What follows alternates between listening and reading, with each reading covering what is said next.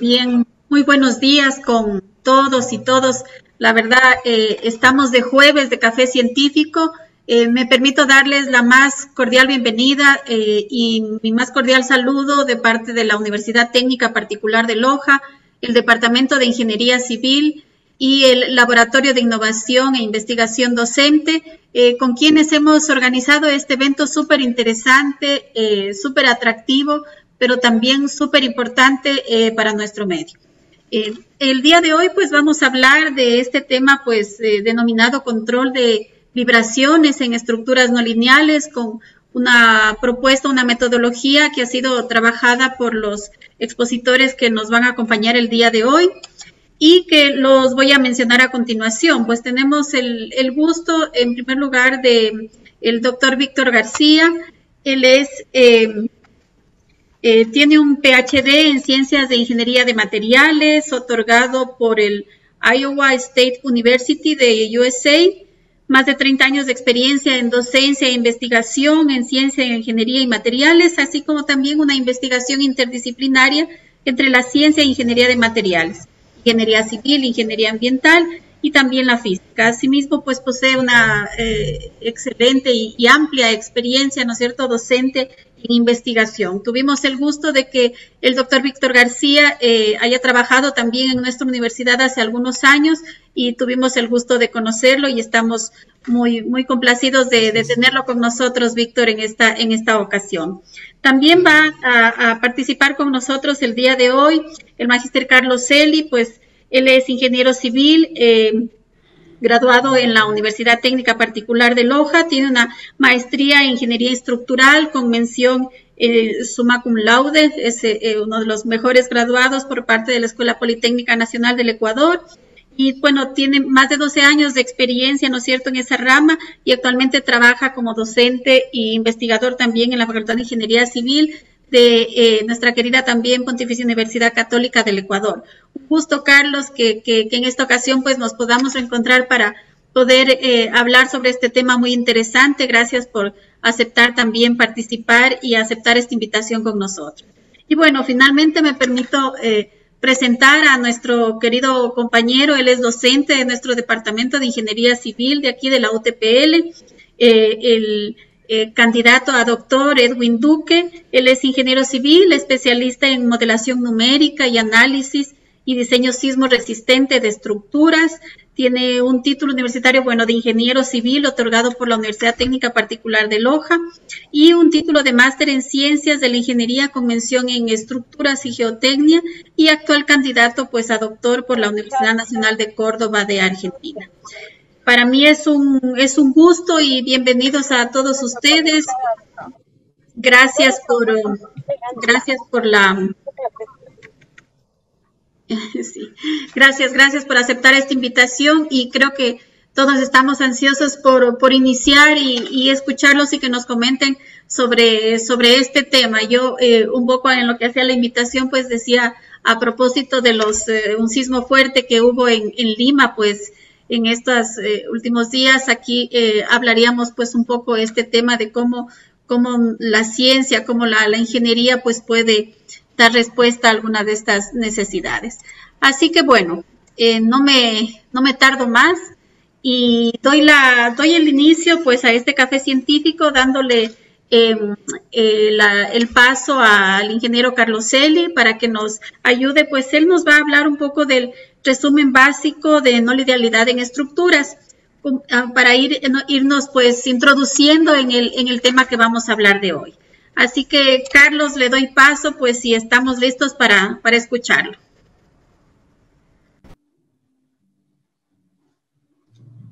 Buenos días. Primero, muchas gracias por la invitación. Y voy a hacer un pequeño resumen del análisis no lineal, entendiendo que al ser un tema tan complejo, en 20 minutos no se lo puede abarcar, así que será solamente un vistazo muy general del mismo. Solamente para comprobar, ¿pueden ver mi pantalla? Sí se ve, Carlos. Ya, gracias. Sí, okay. Carlos. Un contexto rápido. Tenemos que entender, ¿no es cierto?, como todos aquí lo sabemos, Ecuador es un país con alta actividad, normal actividad sísmica dentro de la región en la que nos encontramos y que no somos ajenos a eventos sísmicos moderados a altos. Aquí he mostrado un mapa muy básico entre dos estudios que se están realizando. Bueno, un estudio que se terminó, que es el de Baulbán y Yepes, y en cambio a la derecha un estudio que estamos realizando nosotros junto con el Global Earthquake Model. Y se ven similares consistencias en aceleraciones en estratos superficiales y en roca. Pero para que lo tengan en contexto, son aceleraciones altas, incluso mayores que las que constan en la norma ecuatorial. Solamente quiero ponerles en contexto que la no linealidad es parte integral de un proceso que debe llevarse, que es la evaluación del riesgo, ya sea a escala de lote o a escala urbana.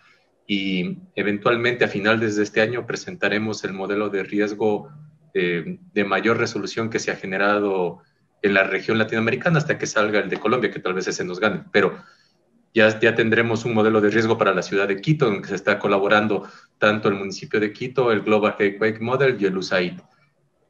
Solamente para contarles el contexto, la parte de no linealidad cae en esta parte donde se funciones de fragilidad. Muy bien, solamente rapidito voy a decirles algo. Para las personas que no están familiarizadas, el análisis no lineal es una forma explícita de poder apreciar el desempeño de una estructura, que va más allá de el análisis lineal extrapolado a inelasticidad, ya sea por ductilidad o sobre resistencia.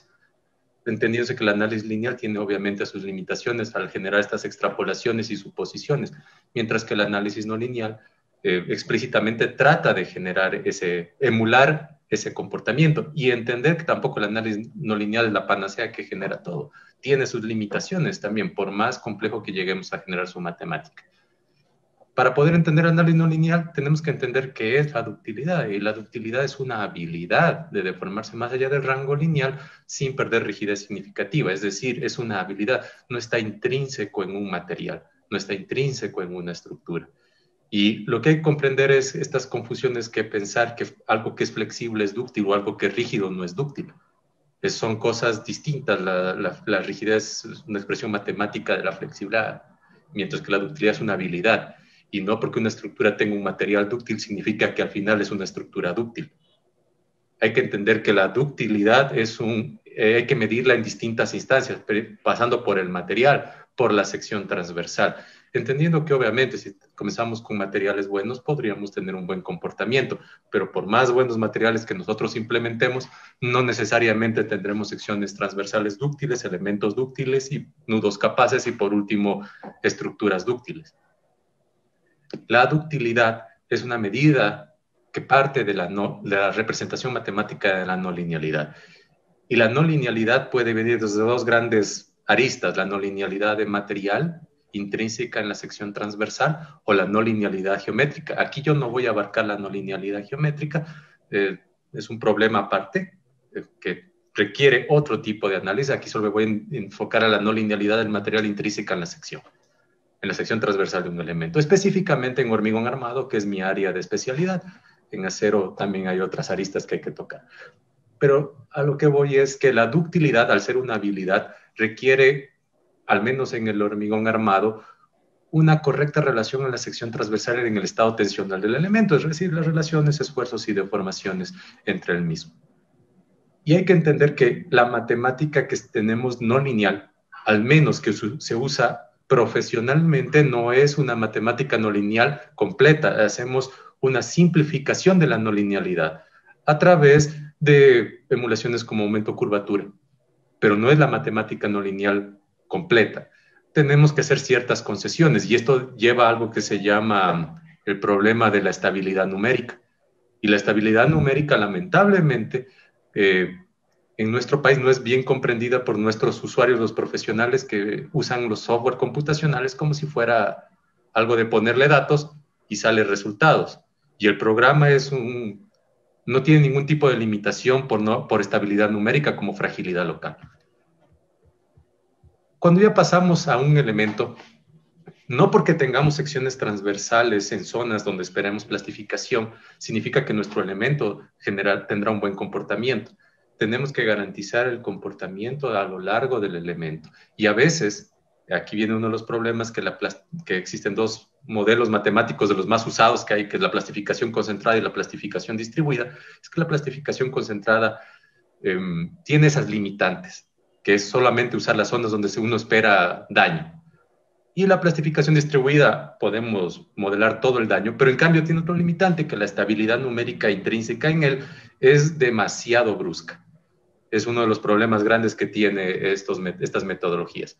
Pero al fin de cuentas, el camino es el siguiente. Estas diapositivas que puede que es un camino que hay que seguir.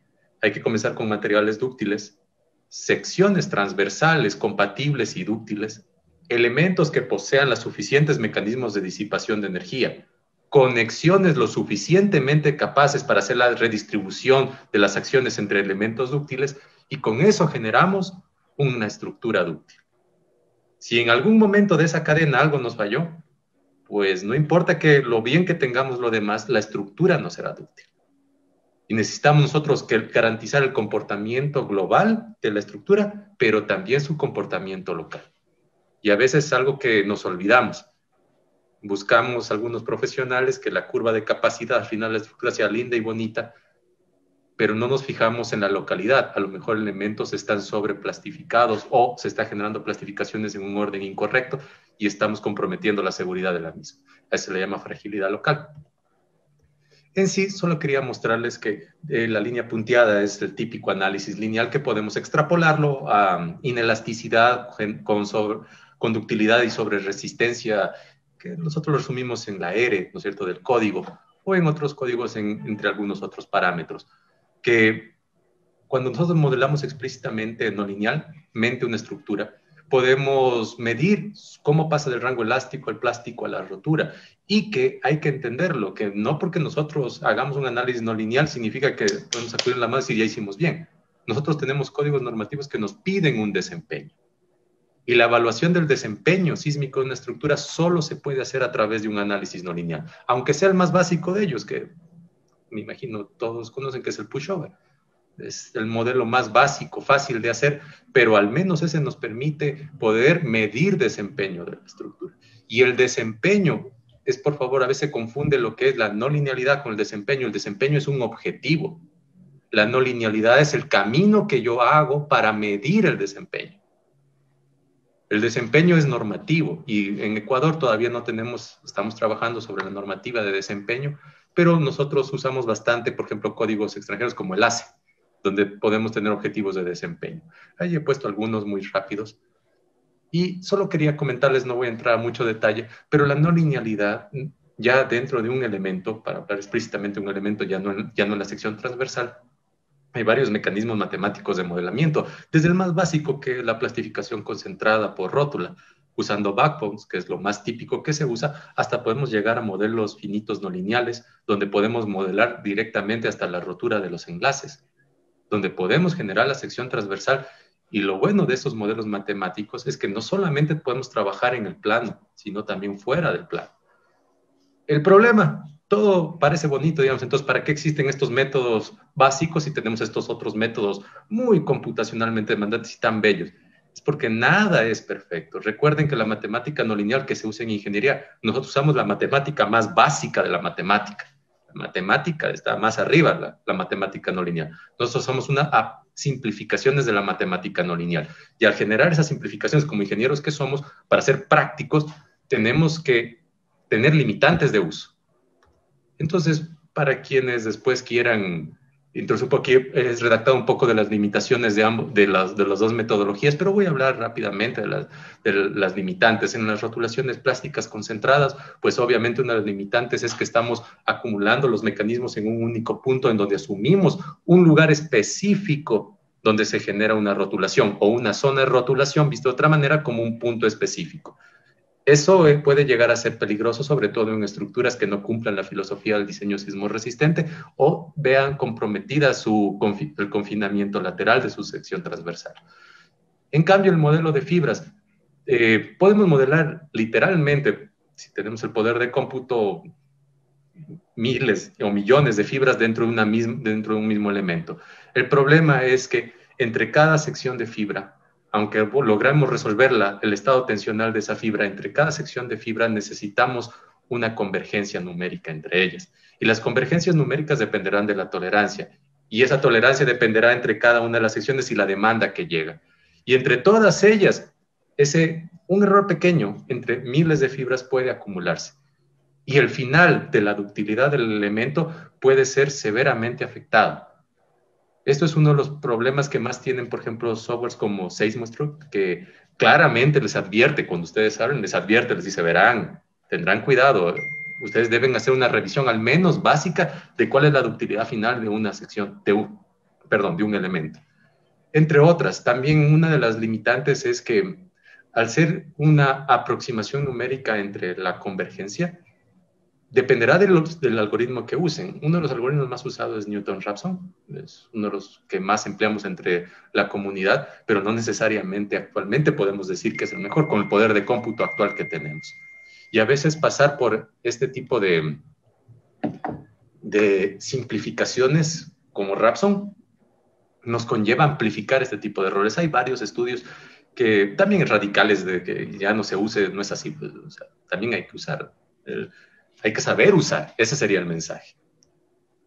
Aquí les he puesto una imagen clásica de un modelamiento por plastificación concentrada y un modelamiento por fibras, entre las miles de fibras que se pueden usar, y también obviamente de la calidad de los modelos matemáticos intrínsecos de la fibra. Perdón, se me olvidó decirles una de las posibles limitantes.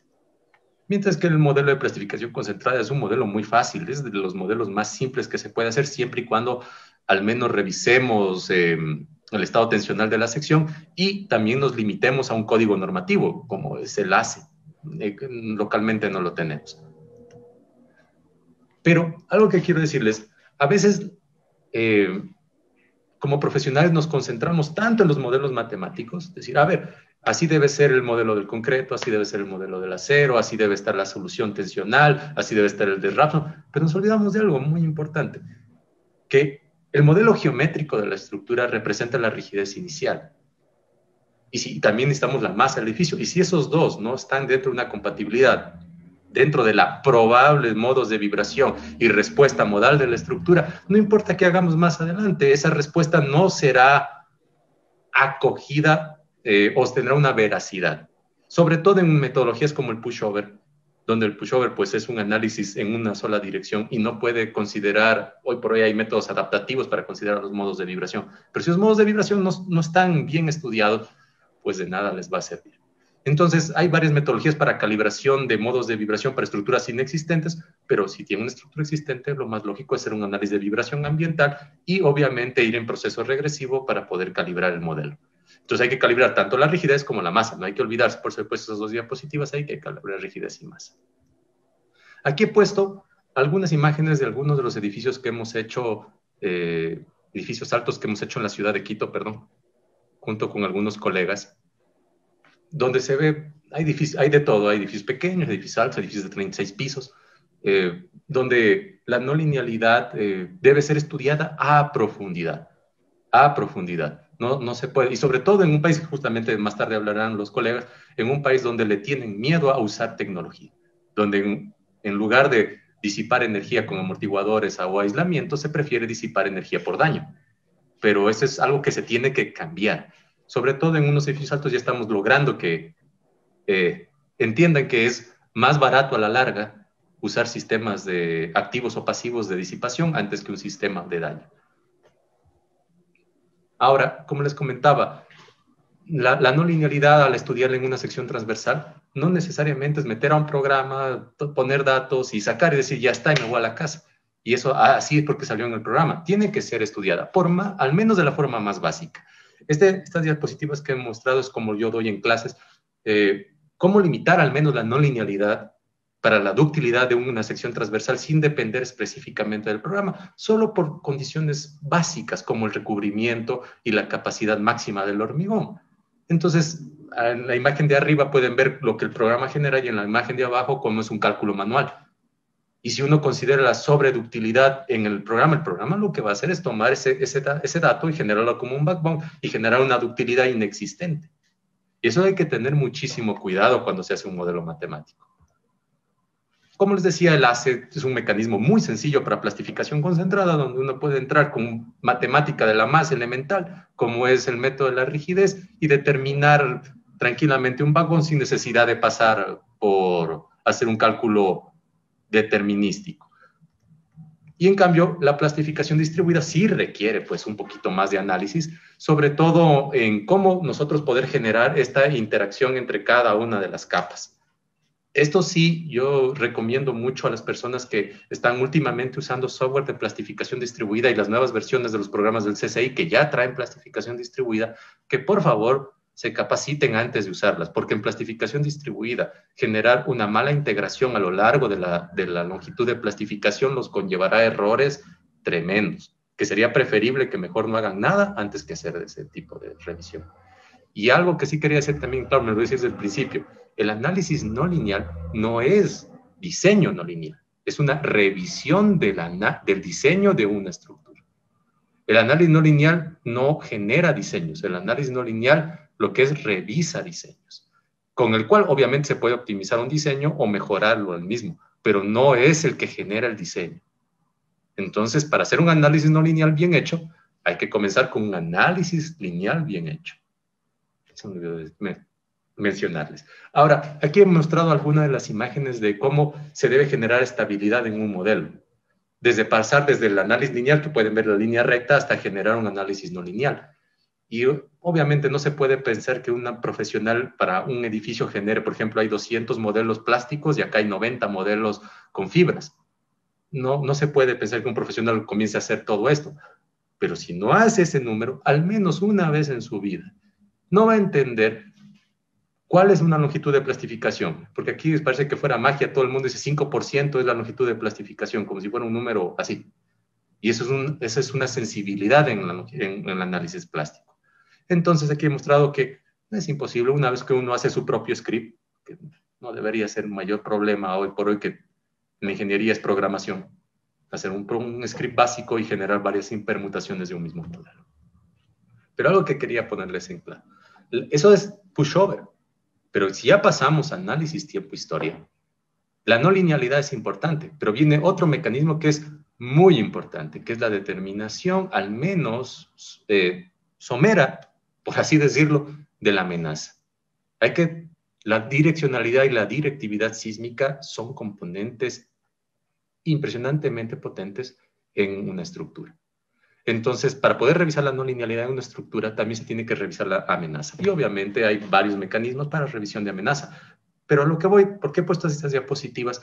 Es que para la selección sísmica no es cuestión de coger y irse a una base de datos como el PIR, poner 3 datos en la pestaña y darle play y que salga un número de registros, sino que el estudio de la amenaza debe ser primordialmente generada a través de la geofísica y la geotécnica.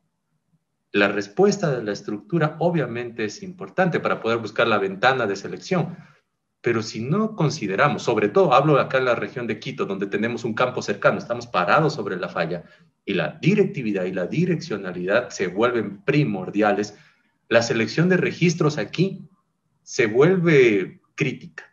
No podemos seleccionar registros así, porque sí, aquí pues una selección mundial de registros, pero después de haber hecho, esto es un estudio que se hizo para un edificio alto, obviamente se hizo el DCHA y el PCHA, pero lo impresionante de este edificio alto, para este edificio alto, en el lugar donde estaba ubicado, la componente horizontal prácticamente no era tan influyente como la componente vertical, que es los espectros de respuesta que ven en la parte de abajo, al menos para esta edificación.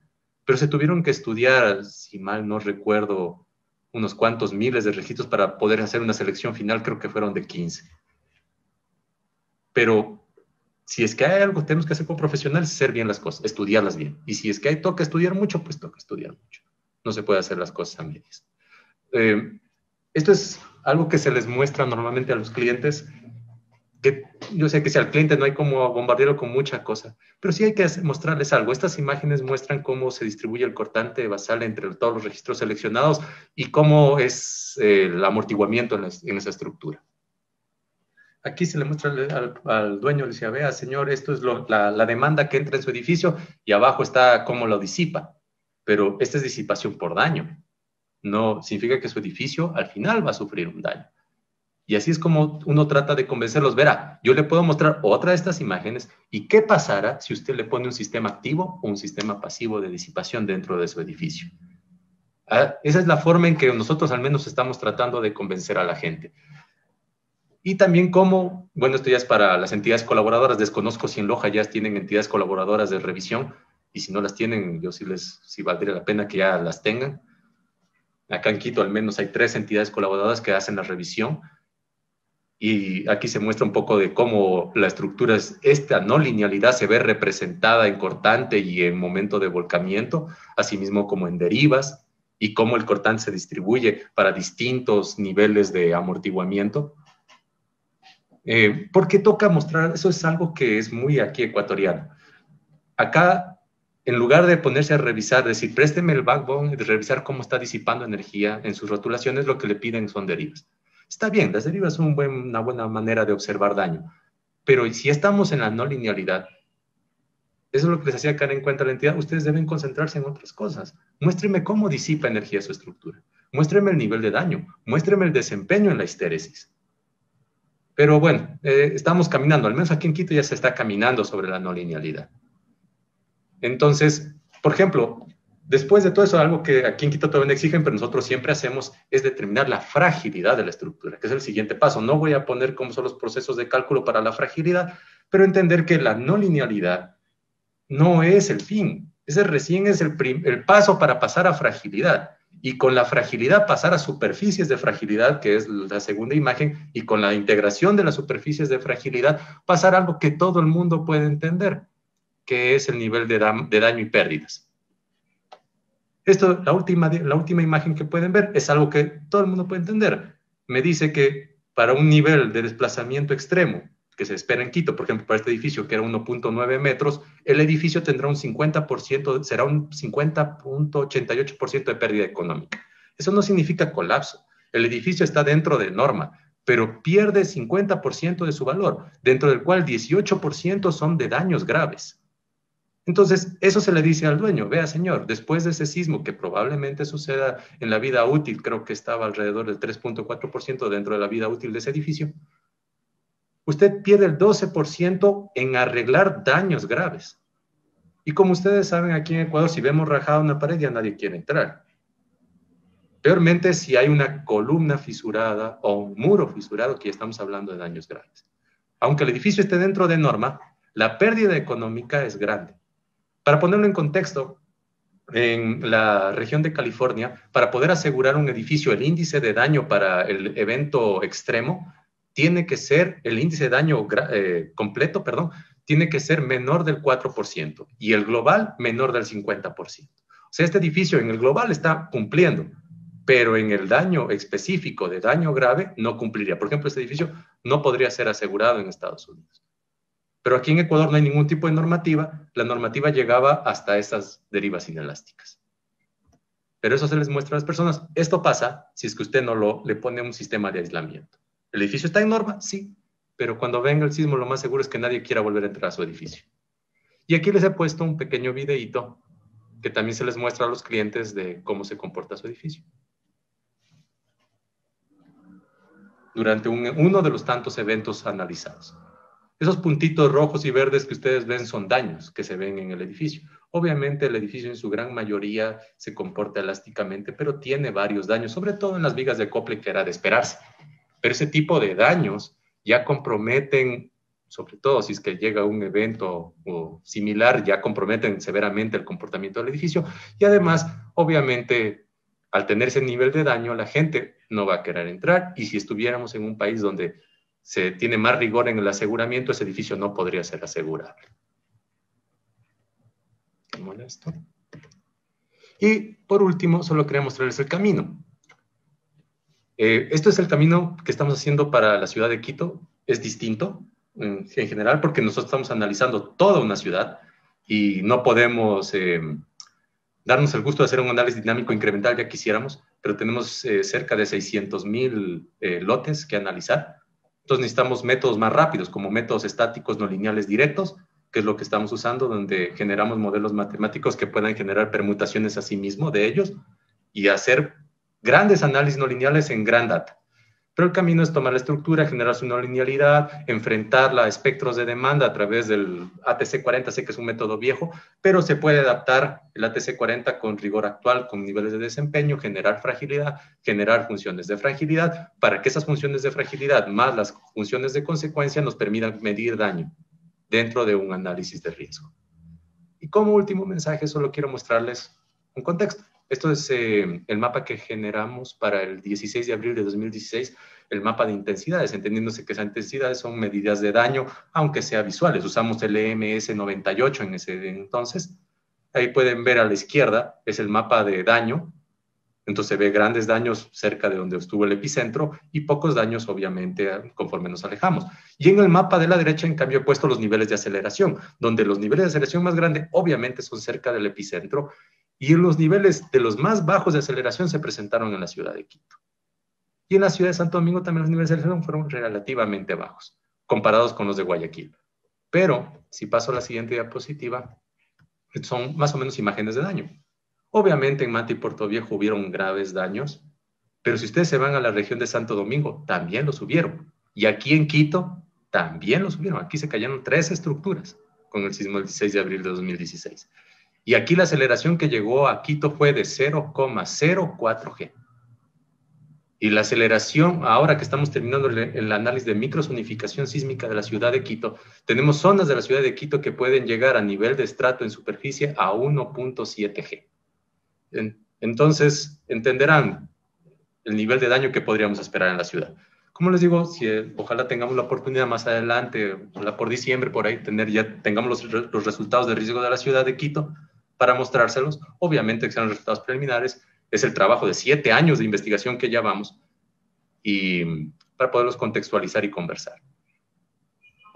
Eso sería. Muchas gracias.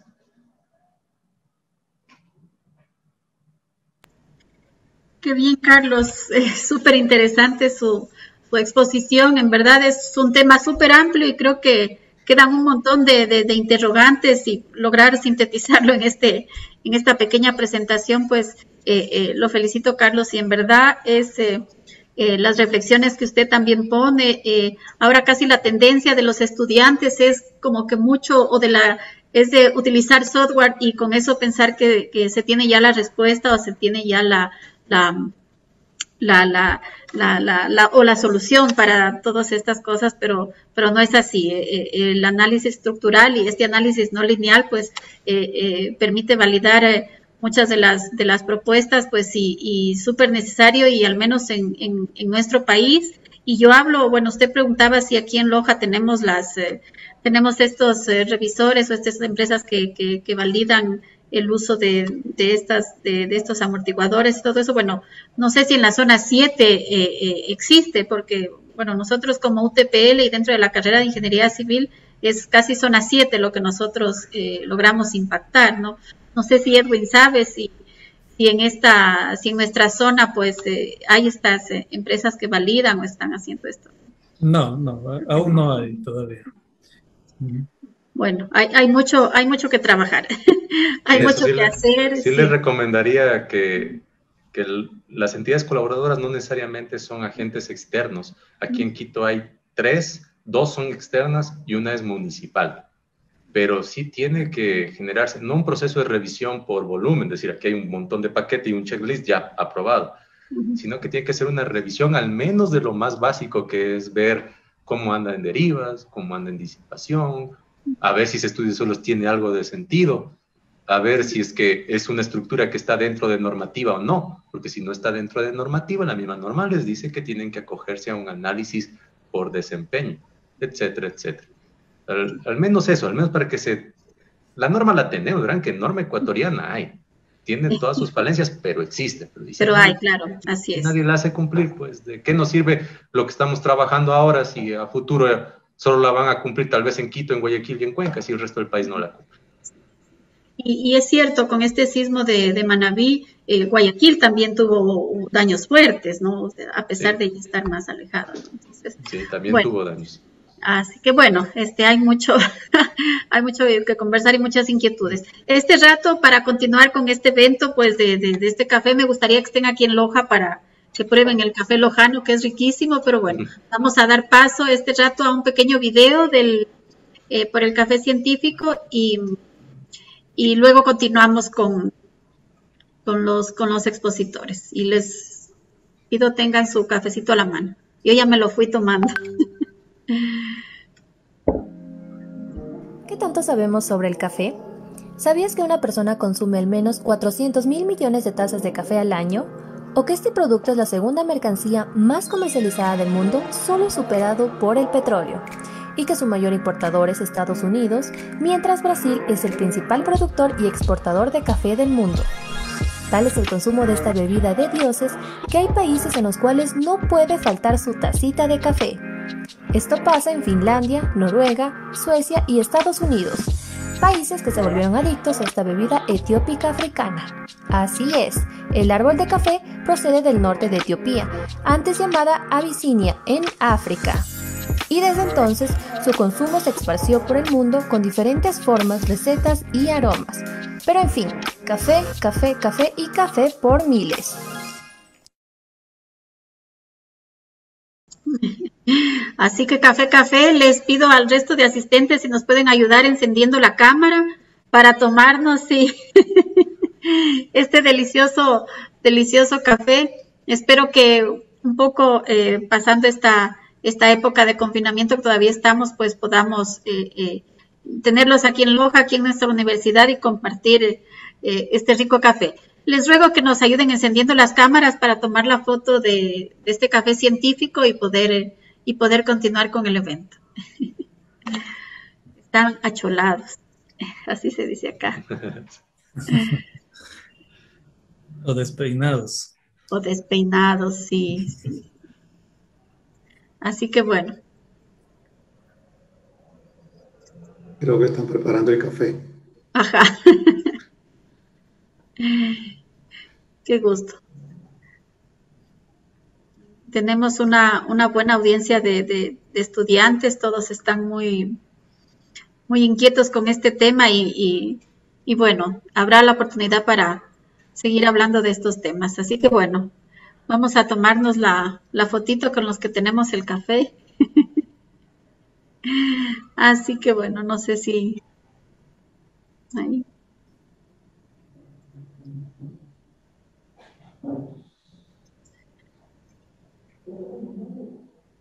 Bien. No sé si Yasmín ya tomó la foto.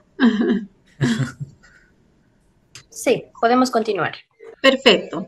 Yo les agradezco mucho. Así que bueno, vamos a continuar. Ahora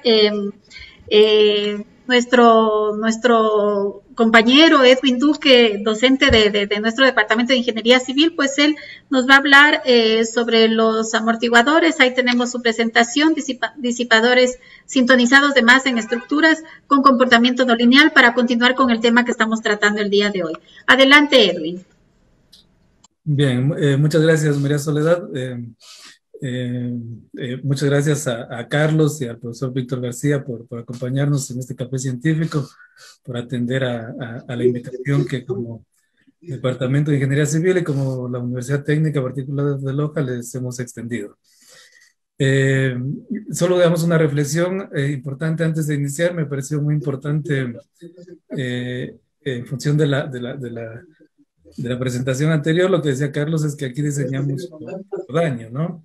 Entonces es muy importante porque muchas de las personas que tienen su edificación y contratan un estudio estructural no conocen al final que el diseño contempla que su estructura se va a dañar ante un sismo de diseño, que va a tener daños y que probablemente la estructura ante el evento sísmico pueda llegar a colapsar, vamos a tener daños graves, no colapsar, ¿no? Entonces, ante esto, digamos que es una práctica que se ha venido realizando en función de, principalmente por la probabilidad de ocurrencia del evento de diseño, y que ha dado, digamos, relativamente resultados, especialmente la parte económica. No necesariamente es el único camino.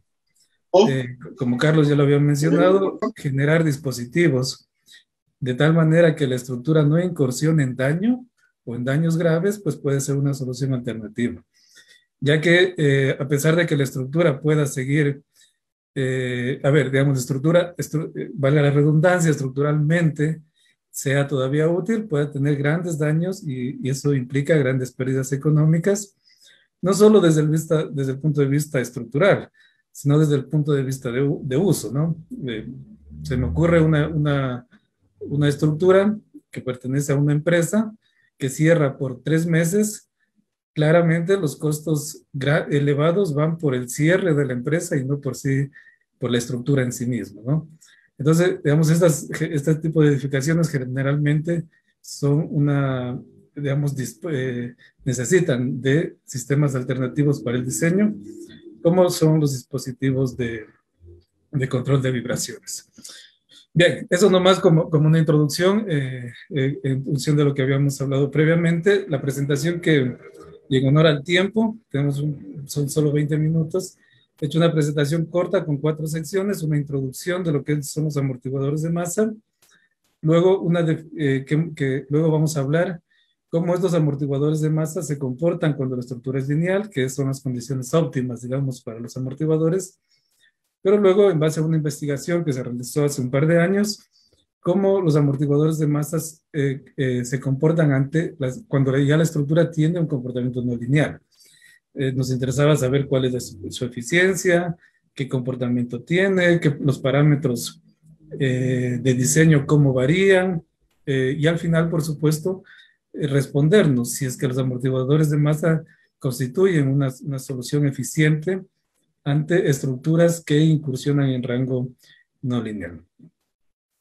Y finalmente, bueno, unas pequeñas conclusiones con esta investigación que hemos realizado previamente. Bien, entonces, de forma general, lo que podríamos decir que los amortiguadores de masa son sistemas que van colocados en la parte superior de las estructuras, preferentemente, no es el único.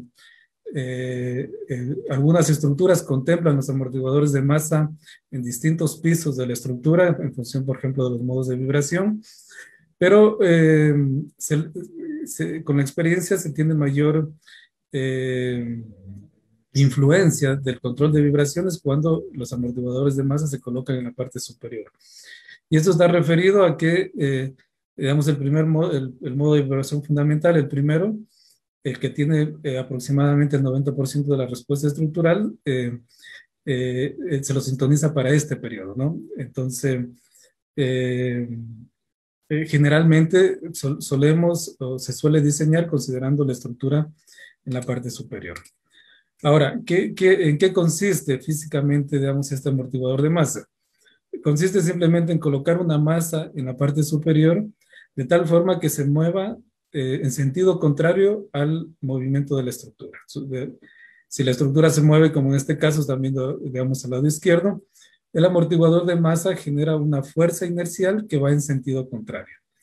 Esta fuerza inercial que va en sentido contrario, lo que hace, digamos, lo que ayuda es en colaborar en reducir las vibraciones.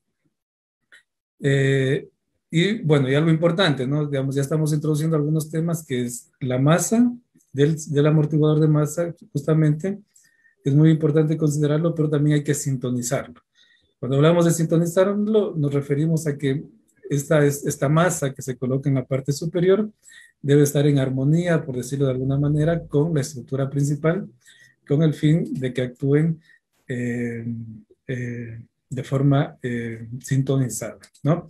Y físicamente, digamos, esto podríamos decir que es un amortiguador de masa, una masa colocada en la parte superior de una edificación que genera una fuerza inercial que contrarresta las vibraciones que puede tener la estructura.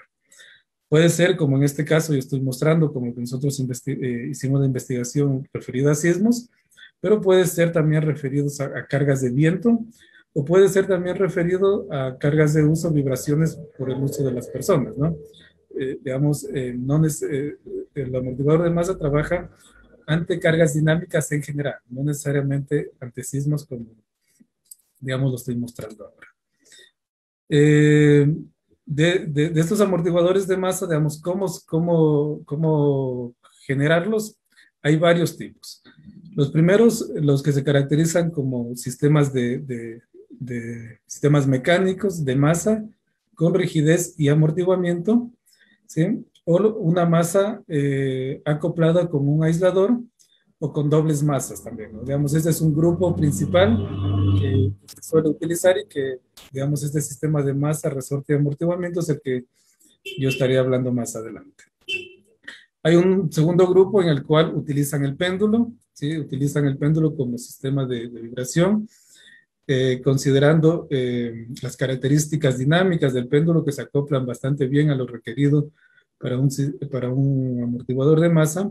Pues bueno, hay péndulos de barra rígida, de péndulo simple o péndulos compuestos, ¿no? De diferentes tipos. Y un tercer grupo en el cual la sintonización que se requiere del amortiguador de masa pasa por la base, ¿no? La base, la longitud y la circunferencia de esta base están relacionadas con la frecuencia que se quiere obtener del amortiguador de masa. Como les decía, en esta presentación yo les voy a hablar del primero de estos, digamos, el sistema mecánico de masa, amortiguador y resorte, ¿sí? Y el péndulo de barra rígida. Bien, ¿dónde han sido aplicados estos? Bueno, en varios, alrededor del mundo, en varias edificaciones. Quizá el Taipei 101 es el más conocido, el más emblemático que tenemos en la actualidad. No me quiero detener mucho aquí porque el profesor García luego hablará de una investigación que realizamos considerando el amortiguador masa tipo péndulo. Pero bueno, podríamos, digamos, para tener una idea, este péndulo fue construido, digamos, en la parte superior de la edificación, ocupa 6 pisos de la estructura. Fue diseñado para resistir eventos de hasta 7 o velocidades de viento de hasta 400 kilómetros por hora. Otra edificación que también considera este tipo de estructuras es el Chiba Port, en este caso construido en Japón. Esa es la primera estructura en Japón que utilizó este sistema de amortiguamiento. Es el que ustedes ven aquí a la derecha. Vemos entre las características principales es que este amortiguador de masa es un sistema mecánico de masa, amortiguador y rigidez. Y digamos, el amortiguamiento utilizado en este caso fue del 15%, y la masa que tiene esta estructura es una masa que va entre el 0,8 y 1,25 de masa efectiva. ¿Qué significa? Que la masa que tiene el péndulo, que está en la parte superior de la edificación, es aproximadamente 1,25% de la masa total de la edificación, ¿no? Digamos, para ir introduciendo con algunos parámetros de diseño. Sin embargo, más adelante veremos estos valores, porque justamente nuestro objetivo es saber qué valores de masa, amortiguamiento y rigidez necesitamos en el amortiguador. Bien, ahora, ya que hemos definido, digamos, físicamente que el amortiguador de masa lo que hace es generar una fuerza inercial en dirección contraria al movimiento de las estructuras, bueno, es importante saber cómo representamos esto matemáticamente y cómo esto lo llevamos al campo ingenieril para obtener su respuesta. Bueno, y en realidad hay varias formas de representar matemáticamente este fenómeno con varia rigurosidad y dependiendo, digamos, con el objetivo que queremos. Previa a la exposición, por ejemplo, ya se dio una introducción y se habló de lo complejo que puede ser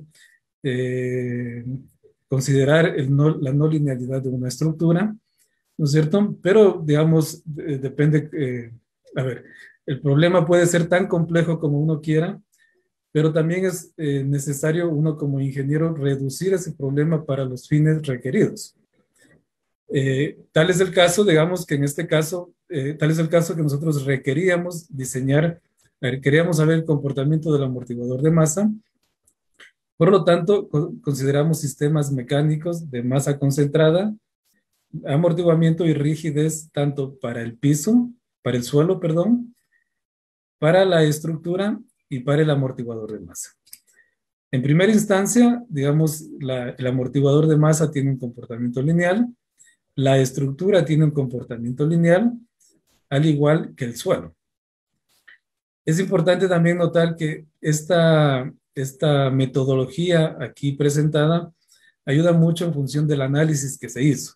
Nosotros consideramos un análisis estocástico y no un análisis determinístico, ¿no? En ese sentido, digamos, cuando nosotros hacemos un análisis estocástico, lo que obtenemos es un proceso de ruido blanco como dato de entrada, el cual se filtra a través del suelo, y con eso obtenemos señales sintéticas que nos permiten registrar la aceleración del suelo. Entonces, para nuestros fines, que insisto, es conocer el comportamiento del amortiguador de masa y saber cuáles son sus parámetros óptimos, elegimos este sistema, esta representación estructural del problema completo, ¿no? Por ahora lineal, más adelante ya veremos cómo no lineal. Bueno, entonces en ese sentido, si nosotros necesitamos calcular el amortiguador de masa, existen, y nos preguntamos cuáles son las variables de diseño, pues las variables de diseño son 3. Primero, la rigidez que debe tener el amortiguador de masa, ¿sí? A continuación, el amortiguamiento que debe tener el amortiguador, justamente, y una tercera variable que es la masa que tiene la estructura. De las cuales, de las 3 variables que uno podría optimizar, generalmente la masa se la considera como constante, ya que, digamos, uno desearía tener mucha masa y con ello tener mucha fuerza inercial y por lo tanto reducir las vibraciones en gran cantidad. Pues en la práctica, digamos, de la experiencia actual, esta masa puede ser físicamente generada como en un 2% de la masa de la estructura, no más, ¿sí? Físicamente ya no se vuelve práctico. Sin embargo, en los últimos años se está investigando sobre cómo generar mayores fuerzas inerciales sin necesidad de incrementar la masa del amortiguador. Y, digamos, estas investigaciones van bien encaminadas y me parece que en un futuro cercano van a ser una gran alternativa para los amortiguadores de masa y se llegará, yo creo, a una mayor eficiencia. Por lo que, digamos, en lo que nosotros trabajamos y los que les voy a presentar, siempre la masa se la considera como constante y que tiene un valor de 2% del peso de la masa de la estructura principal. Por lo que las 2 variables de diseño es la rigidez del amortiguador de masa y el amortiguamiento justamente del amortiguador. Bien, ahora, como nosotros lo que hacemos es sintonizar el sistema mecánico que está en la parte superior, generalmente esta rigidez la representamos no en función o la representamos en función de la frecuencia, no de la rigidez, ¿sí? Y luego lo que hacemos es obtener un parámetro F, que es la relación entre la frecuencia del amortiguador de masa con la frecuencia de la estructura principal. Si nosotros queremos sintonizar las 2 estructuras, pues este parámetro F tendrá que ser cercano a 1, ¿no es cierto? De esta manera decimos que la frecuencia del amortiguador es igual a la frecuencia de la estructura. También la relación de masa generalmente la masa es considerada como una relación entre la masa del amortiguador con la masa de la estructura, y ese parámetro se lo conoce como mu, ¿no? Entonces, de aquí en adelante, digamos, lo que veremos es la relación de frecuencias como parámetro de diseño y el amortiguamiento del amortiguador. Eso es lo que nos interesa, eso es lo que uno investiga, ¿no? O es lo que uno requiere diseñar para la estructura. El resto de parámetros, como la rigidez y el amortiguamiento de la estructura, al igual que los parámetros del suelo, pues claramente no son variables de diseño, sino son características propias del problema. En función, depende de dónde vayamos a edificar, pues tendremos un tipo de suelo con sus propias características. Y en función de la arquitectura y del diseño estructural, tendremos, o de un prediseño, digámoslo así, tendríamos los valores de rigidez y amortiguamiento de la estructura, ¿no? El amortiguamiento en función del material. Entonces, la estructura partimos que tenemos, son variables de entrada y nosotros tendríamos que, o parámetros, perdón, del problema, y nosotros tendríamos que definir el amortiguamiento y la rigidez del amortiguador para nuestro diseño, es nuestro objetivo. Bien, ahora, cuando la estructura se comporta lineal y sobre este ponemos un amortiguador de masa, se ha hecho muchos estudios durante muchos años y se tiene, digamos, conocido el comportamiento y se sabe que se tiene una eficiencia interesante. En el 2018 se hizo una investigación en el cual consideramos 9 modelos, ¿sí? Con periodos que iban desde 0,4 hasta 0,7, los periodos fundamentales de cada una de las estructuras, que corresponden a edificaciones de pisos, de 2 pisos hasta 10 pisos. A estas 9 edificaciones se les aplicaron 4 cargas de diseño, 4 inputs, el 1 una carga armónica y 3 cargas sísmicas, ¿no es cierto?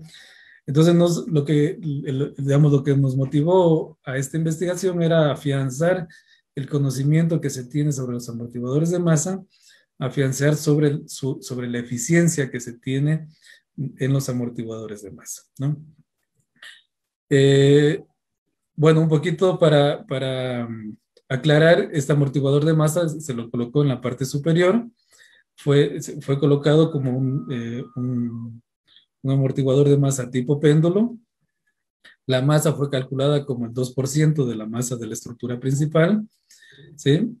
Y lo que hicimos fue sintonizar el amortiguador de masa al periodo fundamental de la estructura principal, lo cual nos permite obtener esta longitud del péndulo, ¿sí? La longitud del péndulo está en función de, digamos, el periodo que tiene el péndulo está en función de la longitud del cable que lo sostiene. Como nosotros ya tenemos el periodo que requerimos del péndulo, calculamos la longitud. A continuación calculamos la rigidez axial y la rigidez transversal. Esto es simplemente para temas de modelación. La rigidez axial se consideró un valor de elasticidad muy, muy alto. No queríamos deformaciones axiales. Lo que sí consideramos fue la deformación transversal, ¿no es cierto? Que es queríamos la rigidez transversal del péndulo, que es la rigidez propia, la que nos va a permitir controlar las vibraciones. Entonces, para ello, lo que obtuvimos fueron las respuestas que ustedes ven aquí en pantalla. En línea negra es la respuesta de la estructura sin el amortiguador de masa, y en línea roja es la respuesta de la estructura con el amortiguador de masa. Todas las respuestas están referidas al modelo 1, es decir, a la edificación de 2 pisos, ¿sí? Que, digamos, por brevedad los he puesto aquí. Sin embargo, respuestas similares obtuvimos para todos los modelos. Entonces, ustedes pueden ver, digamos, la eficiencia del amortiguador de masa. Se puede constatar cómo se reduce la respuesta en el tiempo. En este caso, por cierto, hicimos un análisis de historia en el tiempo, el cual nos permitió obtener la respuesta en uno de los puntos de techo, ¿no? A continuación, lo que hicimos fue calcular la eficiencia. ¿Cómo calculamos la eficiencia? Como la relación entre la máxima respuesta de la estructura sin amortiguador y la máxima respuesta de la estructura cuando le habíamos acoplado un amortiguador de masa sintonizado. Entonces, valores de 0 nos indican poca eficiencia, valores cercanos a 100 nos indican mucha eficiencia, es decir, que hemos reducido totalmente la vibración de la edificación. Bien, algo importante, insisto, es de que todos estos cálculos están referidos a una estructura lineal. Entonces, en la gráfica que ustedes, digamos, en la tabla en la que ven en la parte inferior, están el periodo fundamental de cada estructura, de las 9 estructuras, versus la eficiencia en función de la carga.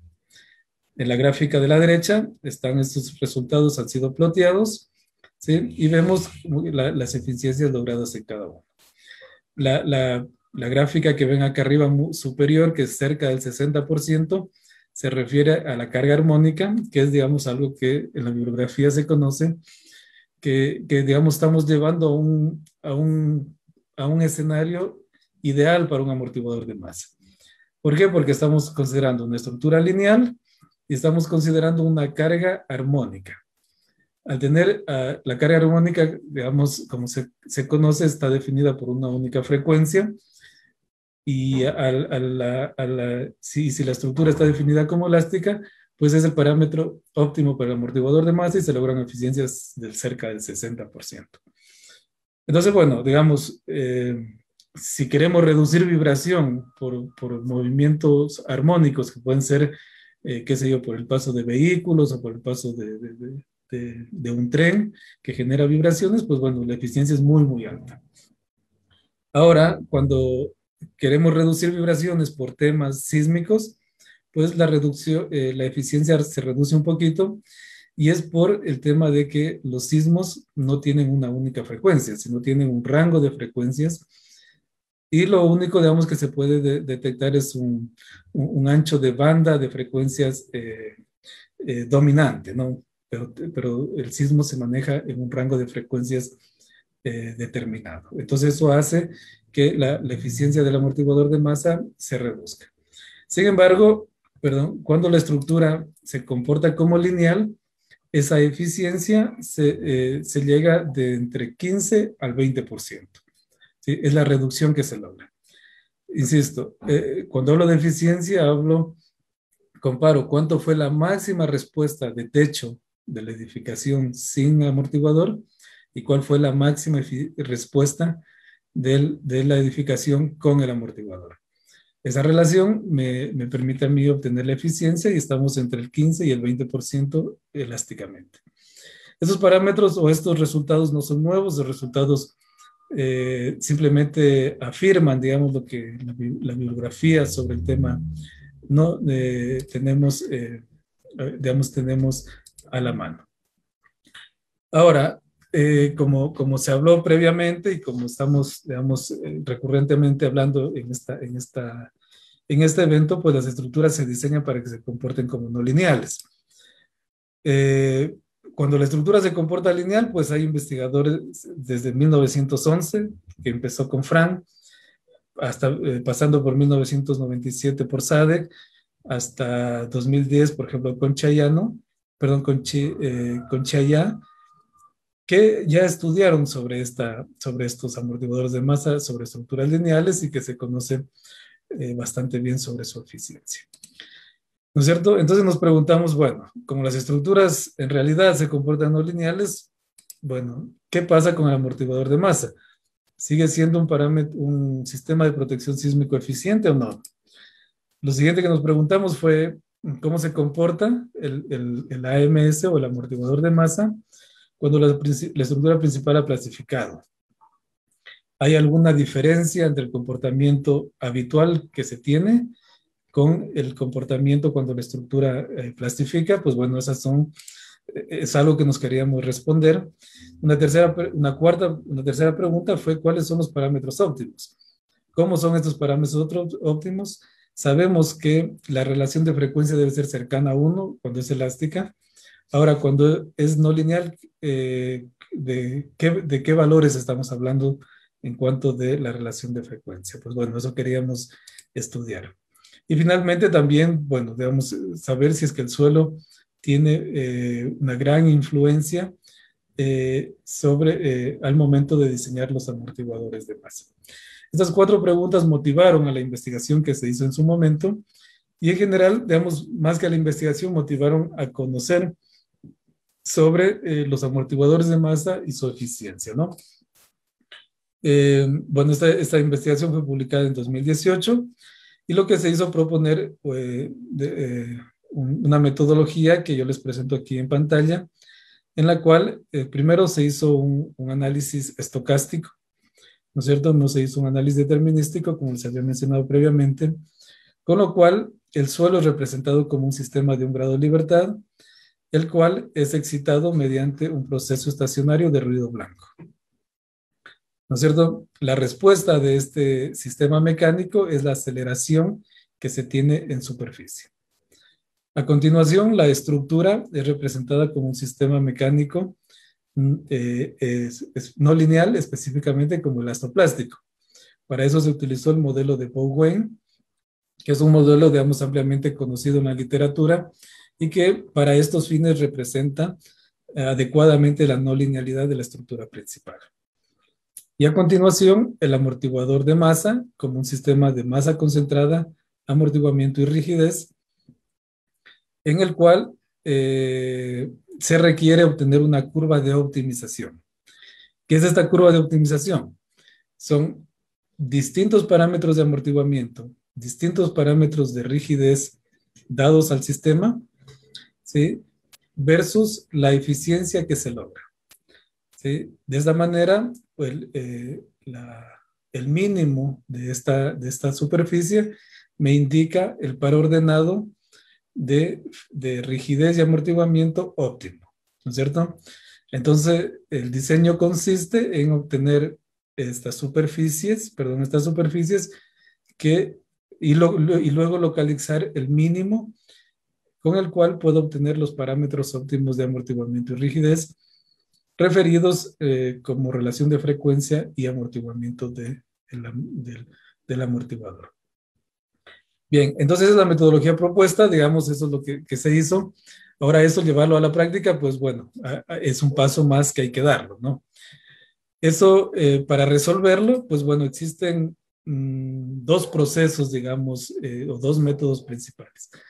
El primero es considerar la ecuación, digamos, no lineal, la ecuación completa del sistema, y resolverlo mediante un método numérico, como por ejemplo Rugenkutta de cuarto orden, que es lo que se hizo. Pero también existen métodos alternativos en el cual se genera un sistema de ecuaciones lineales equivalente como el que ven en la parte derecha. ¿Sí? Es un sistema matricial en el cual todas las ecuaciones son independientes, ¿no? Es un sistema lineal, es lo que se puede llegar.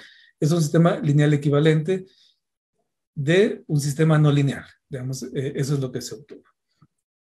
Bien, entonces lo primero que uno tiene que justificar es que si en realidad hace falta, o si en realidad este sistema lineal equivalente representa adecuadamente un sistema no lineal. Bueno, para eso en la gráfica inferior, ustedes están viendo en el eje de las 10 la desviación estándar de la respuesta de la estructura versus el tiempo. Entonces lo que uno hace cuando tiene respuesta dinámica siempre identifica dos estados, un estado transitorio y un estado estacionario.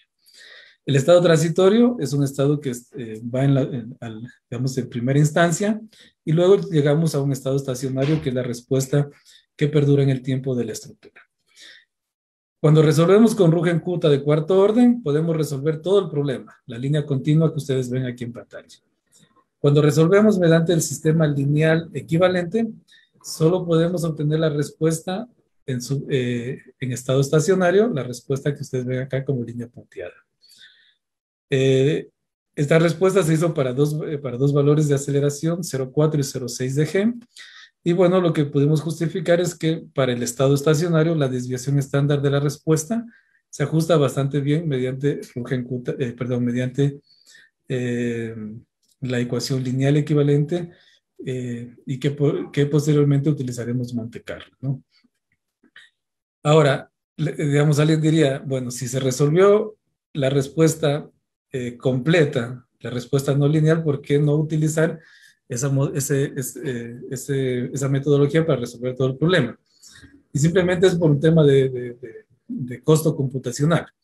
¿Sí? Resolver Rugenkutta para miles de datos, digamos, que ingresábamos para optimización, simplemente se vuelve no práctico y computacionalmente muy costoso. Entonces, ante eso, digamos, han surgido estos modelos lineales equivalentes que nos permiten resolver fácilmente esta respuesta. Luego calculamos las frecuencias óptimas por cada uno de los métodos y vimos que sus respuestas son bastante sencillas. Por lo que decidimos utilizar la ecuación lineal equivalente y con ello utilizar la metodología del Lyapunov que conocemos, ¿sí? Mediante métodos de Monte Carlo. Bien, una vez que ya definimos que lo vamos a hacer como lineal equivalente, ahora sí ya tenemos la modelación del sistema completo, el suelo, la estructura no lineal y el amortiguador de masa como sistema mecánico, ¿no es cierto? Y bueno, lo que ahora tenemos que hacer es obtener estas curvas, estas superficies, ¿sí? Con el fin de obtener los parámetros óptimos de amortiguamiento y rigidez. Aquí ustedes ven en pantalla un diagrama de flujo de cuál es el procedimiento que se siguió. Y lo que hacemos es obtener superficies óptimas para cada uno de los valores de aceleración de suelo. Pasamos aceleraciones de 0,1 de G hasta 0,7 de G y obtuvimos los parámetros óptimos para cada una de esas aceleraciones. ¿Sí? Siempre referidos a diseñar el amortiguador de masa o a optimizarlo en realidad. Bueno, entonces con eso obtuvimos algunas respuestas. En esta gráfica tenemos la respuesta de la estructura versus la eficiencia. En la parte izquierda, este punto representa la respuesta cuando la aceleración es de 0,01 de G, es decir, cuando la estructura se comporta totalmente lineal. La eficiencia es superior al 30%, y esto es lo que sabemos de la bibliografía. Pero de izquierda a derecha, la estructura va plastificando. Entonces, cuando va plastificando, lo que vemos es que esa reducción, esa eficiencia, perdón, empieza a reducirse. Pasando de una eficiencia de 30 cuando la estructura es lineal a eficiencias cercanas a 10, ¿sí? Cuando la estructura es completamente no lineal para valores de aceleración de 0,7 de G. ¿Sí? Lo comparamos para dos tipos de material, acero y hormigón. ¿Sí? Con el acero es cuando se llega a la mayor eficiencia de cerca del 10%. A continuación, lo que hicimos fue comparar esta metodología propuesta versus metodologías propuestas por autores previos como Sadek, Den Harton, entre otros, ¿sí? Y lo que podemos obtener es que la curva que ustedes ven en la parte superior, esta curva es la eficiencia obtenida por la metodología propuesta versus las curvas obtenidas por metodologías previas, en las cuales no consideran la no linealidad. Y por supuesto, bueno, logramos llegar a tener mayor eficiencia con este amortiguador de masa. Ahora, si recordamos, una de nuestras preguntas era saber cómo es la relación de frecuencias del amortiguador de masa con la estructura cuando es no lineal. Ya sabíamos que cuando era lineal, la relación de frecuencias, que está en el eje de las Y, en el eje de las X tenemos la respuesta a la estructura del amortiguador, perdón. Cuando la estructura se comporta lineal, que es el parámetro izquierdo, o sea, los valores al lado izquierdo, la relación de frecuencias tiene que ser cercana a 1 como, digamos, se conoce. Pero lo que pudimos llegar a obtener es que conforme la estructura empieza a plastificar, esa relación de frecuencias va decreciendo, pasando de un valor cercano a 1 a un valor cercano a 0,7. Tanto para valores de amortiguamiento de 5 como de 2% de la estructura principal, ¿sí? Y para diferentes tipos de suelo intermedio, blando y duro, ¿sí? Entonces, digamos, ahí fue, digamos, la primera pregunta que nos hicimos es ¿cómo se comporta el amortiguador de masa? ¿Cómo es su eficiencia? Pues bueno, su eficiencia va decreciendo con la plastificación de la estructura. Lo segundo, ¿cómo se comporta, cómo son los parámetros óptimos de este amortiguador? Podríamos decir primero que la relación de frecuencias pasa de 1 y decrece hasta 0,7 en función de la plastificación que pueda llegar a tener la estructura. El siguiente parámetro, que es el amortiguador, también nos interesa saber cómo es esa relación de amortiguamiento con la plastificación. Y bueno, tenemos una relación incremental que va de 0,078 a 0,084, ¿no? Entonces, estos son dos parámetros muy importantes que hasta ese momento, digamos, no se conocían. Antes teníamos una sola frecuencia de sintonización. Ahora necesitamos un amortiguador que pueda lograr varias frecuencias según la plastificación que se logre en la estructura. Por lo cual, digamos, el parámetro a diseñar sería esta relación de frecuencias, cómo pasarlo a rigidez, ¿no? Eso es lo que nos interesa, porque eso es al final lo que vamos a diseñar. Ya teniendo esta relación de frecuencias, lo que hicimos fue proponer una metodología para obtener la rigidez óptima de un amortiguador. Bueno, utilizamos nuevamente modelos estadísticos en el cual se redujo, el objetivo fue reducir el error medio cuadrático de la respuesta del amortiguador de masa y lo que nos permitió obtener una ecuación, la que ustedes ven aquí, la de la rigidez. Esta ecuación K sub T es la ecuación óptima para un amortiguador de masa cuando el amortiguador de masa es considerado como un sistema de masa, amortiguamiento y resorte y está colocado bajo una estructura no lineal. Esta ecuación tiene los parámetros, digamos, de ajuste, que son este valor de chi, el valor de eta y el valor de nu. Son los parámetros que deben ser ajustados en función de la relación de frecuencias obtenidos. Para uno de los ejemplos, por ejemplo, el valor de chi vale 2.313, eta menos 0.056 y nu que vale 1.564. Obtenemos la rigidez K de T del amortiguador. Vemos que esta rigidez es decreciente con el nivel de plastificación de la estructura y digamos que se ajusta bastante bien a los puntos aquí en negro que ustedes ven. Estos puntos en negro son la relación de frecuencia óptima que se obtuvo del paso previo. Es decir, ya antes teníamos un amortiguador con un valor de rigidez única.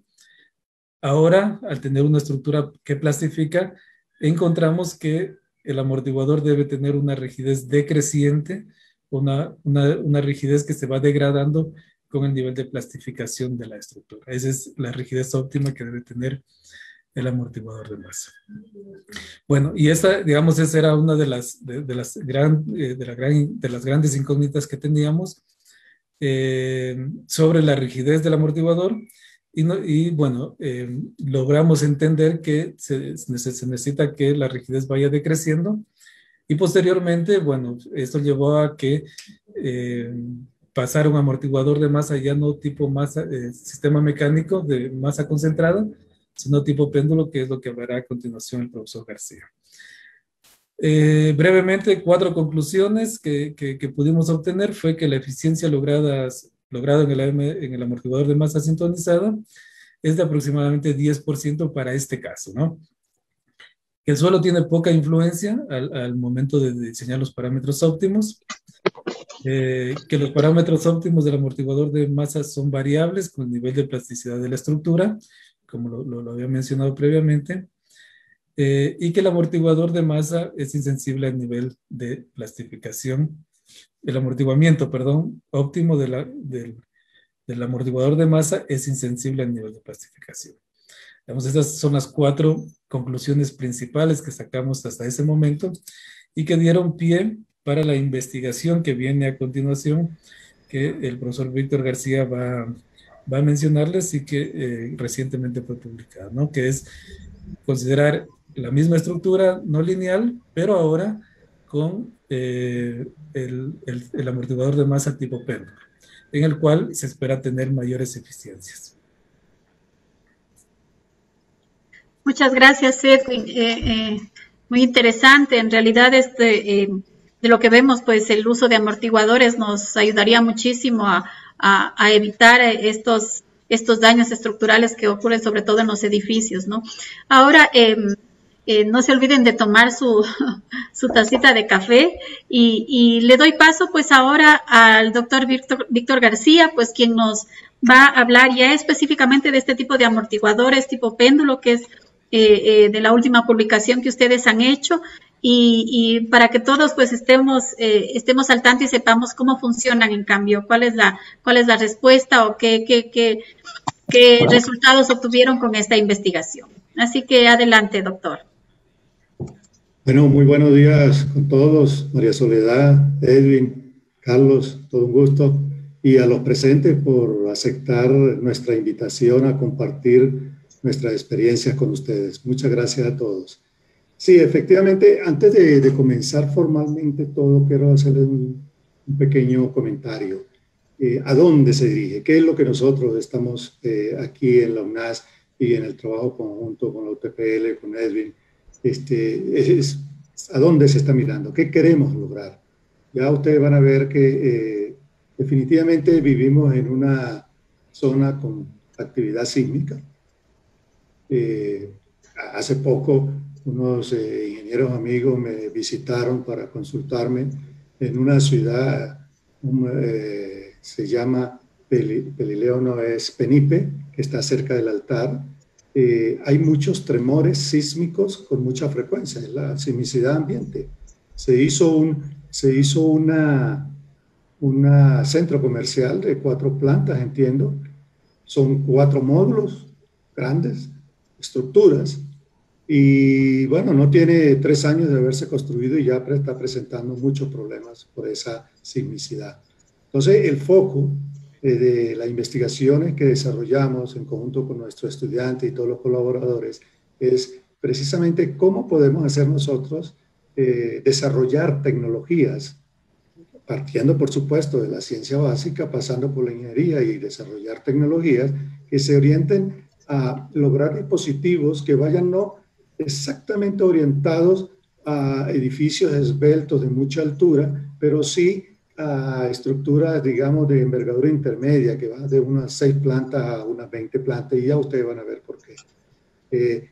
Ya creo que desde el 2015-2016 que tuve la oportunidad de trabajar con Edwin y tuve la oportunidad de compartir con ustedes allá en la UTPL, que empezamos a tocar, estaba Edwin inquieto con su tesis de maestría, que había culminado y estaba entrando en el tema, tuvimos muchas conversaciones y le decía que esta idea de esto del péndulo, me la comentó Edwin una vez que subíamos allá en la UTPL al estacionamiento más alto, y eran como las 7:30 de la noche, estaba todo oscuro, ya mucha gente se había ido y pues, estamos hablando del péndulo y de los dispositivos y todo esto.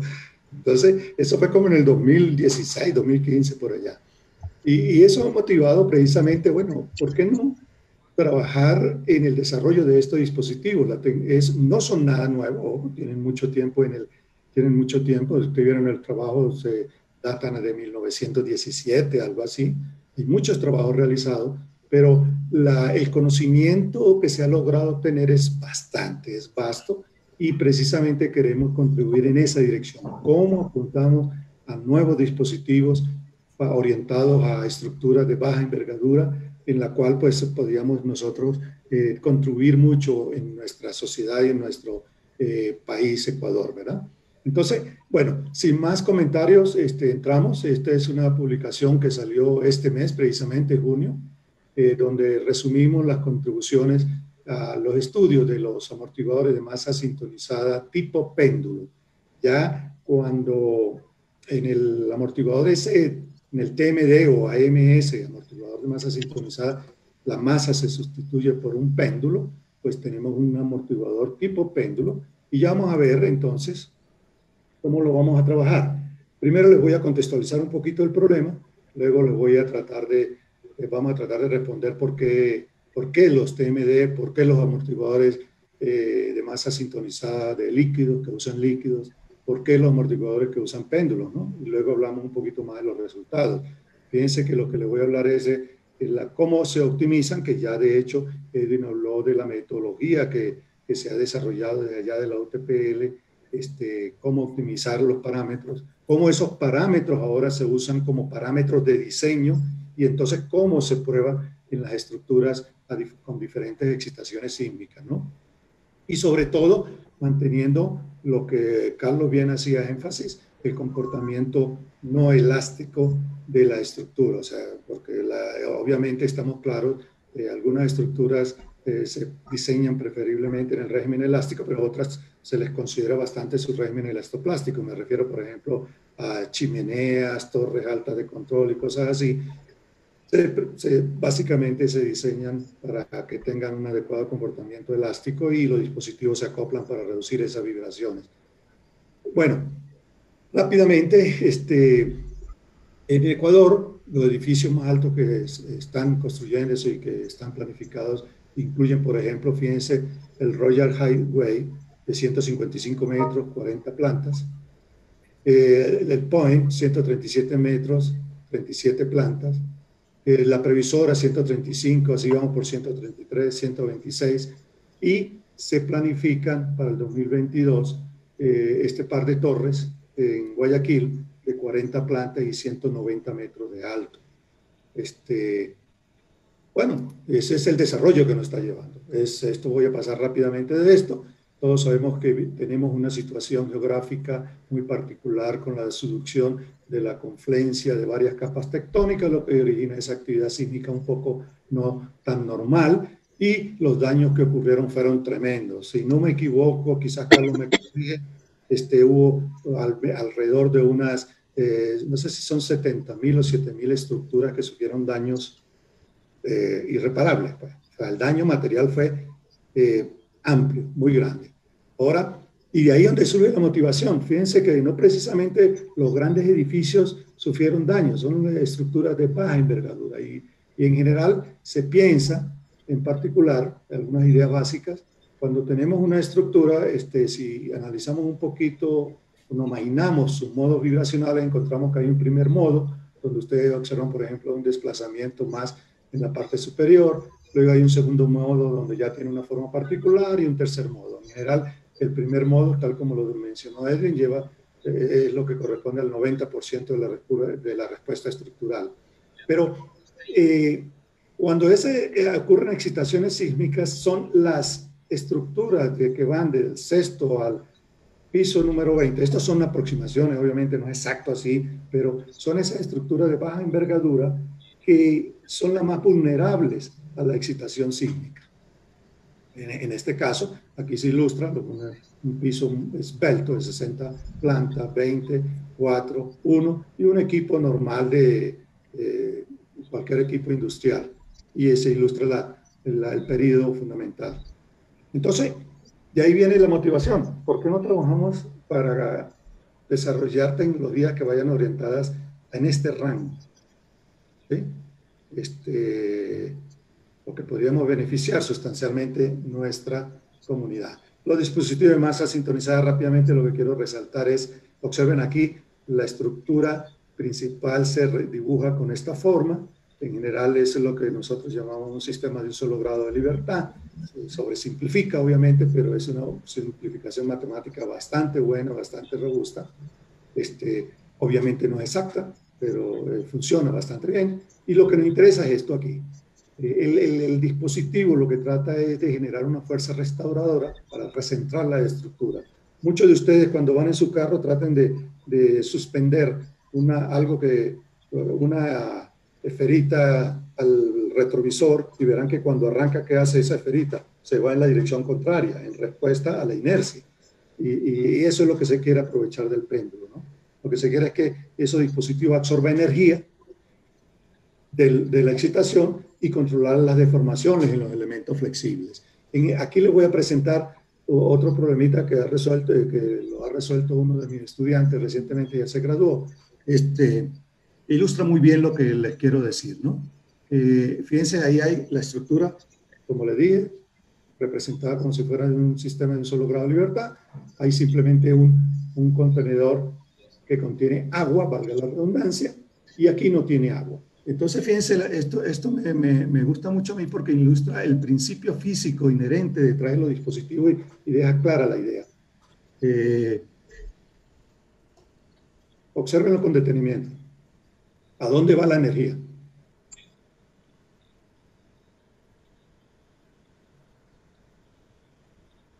¿Ven a dónde va la energía? Va al líquido. Y sirve para reducir las vibraciones. ¿Sí? Bueno, esto es un problema también que lo hemos resuelto, cómo optimizamos las dimensiones de este dispositivo y cómo acoplado, por supuesto, a la estructura. Esto sería un amortiguador de masa. Ya también Edwin mencionó sobre la torre de Taipei, sin embargo aquí me interesa mencionar que son 101 plantas, tiene una altura de 500 metros y se le colocó un péndulo que pesa 660 toneladas métricas. Y ustedes se imaginan que un tráiler, eso es lo más grande que ustedes se pueden imaginar, lo que carga es puede llevar son unas 40 toneladas métricas. Aquí hay unos cuantos trailers montados. El montar esa esfera allí en el piso número 92 al 87 y el instalarlo allí para que pueda moverse libremente es obviamente una obra de ingeniería. Y la necesidad, porque en Taipei, hay la capital de Taiwán, hay 4 o 5 meses de vientos muy fuertes y en realidad su principal función fue reducir las vibraciones debido al ambiente. Fíjense ustedes aquí, el péndulo está, eso fue registrado en el 2004, que hubo un movimiento sísmico de una magnitud, creo que fue 4.8, alrededor por ahí. Pero lo que ustedes pueden ver es que el péndulo se está moviendo muy suavemente y los alrededores, ustedes lo ven, no se mueve. Así como vieron el líquido moverse en los contenedores. Los alrededores no se mueven, pero también ustedes pueden observar aquí, en la parte inferior y algunos reflejos aquí, los amortiguadores viscosos que se le colocan, amortiguadores simples que se le colocan para darle no solamente el péndulo, sino ahora tiene un amortiguamiento viscoso. Eso ha mostrado indiscutiblemente hoy en día es una obra de atracción turística ya, ha mostrado que funciona de una manera increíble y eso me permite a mí pasar entonces a los resultados de nuestro artículo fundamental. Las estructuras las seguimos modelando tal como lo mencionó Edwin, como una estructura de un solo grado de libertad, donde tenemos un elemento que aporta rigidez, un elemento que aporta amortiguamiento viscoso, y modelamos el comportamiento histerético usando el modelo de von Weyl. Excita con una señal, un registro cualquiera que tengamos. Básicamente, lo que ustedes ven en esta parte superior es la respuesta de la estructura a diferentes niveles de excitación. Aquí vemos la respuesta en el régimen elástico con un pH de 0.01 y aquí está más de 0.8, altamente no lineal. Esto sería el atractivo fundamental. Ustedes ven a Carlos ahí con los ojos pelados que le gusta la no linealidad y la estructura. Ahí está. Sí, Carlos, esta es la representación. Por supuesto que el modelo de von Weyl es una idealización, pero ya está bastante, se acepta que capta de alguna manera el comportamiento de las estructuras en esos con altas excitaciones, el comportamiento no elástico. Cuando incorporamos entonces a la estructura un péndulo y le agregamos un amortiguamiento viscoso, tal como ustedes lo vieron, entonces nosotros podemos modelar el sistema y ustedes ven que entonces en las ecuaciones nos aparecen los términos de la frecuencia del péndulo, nos aparece la relación de masa que definió muy bien Edwin, la proporción entre la masa del péndulo y la masa de la estructura, el coeficiente de amortiguamiento del péndulo, que sería si su D, si su D, si su D, en algún lado, si su D está aquí, ¿sí? Y entonces ahora tenemos un conjunto de ecuaciones para el sistema sin el péndulo y con el péndulo. Obviamente, permítanme hacer un comentario aquí y una aclaratoria. Ustedes ven aquí estos coeficientes, K y C, son lo que, las constantes que se tienen que hallar en cada paso de tiempo para poder encontrar el sistema estocástico lineal equivalente, pseudo lineal equivalente. O sea que en cada punto en el tiempo tenemos un sistema pseudo lineal equivalente y esas constantes se van cambiando y se van optimizando. Y eso es lo que permite hacer el estudio del sistema altamente no lineal. Lo llevamos a esta linealización y nos permite hacer el estudio tal como se planteó, ¿no? Se hace en el régimen estacionario, preferiblemente para poder comparar para poder compararlo con las soluciones de los sistemas de ecuaciones dependientes del tiempo usando el método de Monte Carlo. Aquí verificamos que se mantienen bastante cerca las dos soluciones y más contundente es la demostración de que los parámetros óptimos del péndulo encontrados resolviendo las ecuaciones con el sistema dependiente del tiempo y usando el método de Monte Carlo y comparadas con el sistema lineal estadístico, el sistema lineal equivalente, pues me producen exactamente los mismos valores de parámetros óptimos. Eso fue realmente un alivio porque el costo computacional de resolver las ecuaciones en el tiempo es alto y consume tiempo, mucho tiempo. Para nosotros encontrar la eficacia en la reducción, cuán eficaz es el dispositivo reduciendo los desplazamientos en la base, pues definimos esta función que sencillamente depende de la relación entre la desviación estándar de los desplazamientos del sistema protegido y no protegido. Y ustedes ven aquí lo que sería una respuesta típica de esa eficacia para diferentes valores de PGA o de excitación sísmica, ¿no?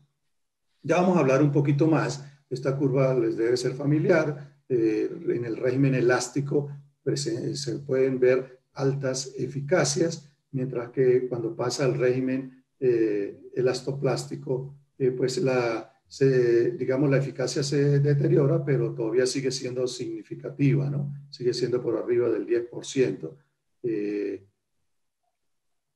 Ojo, aunque se sabe pues, que la estructura ha sufrido ya deformaciones, se ha plastificado, digámoslo.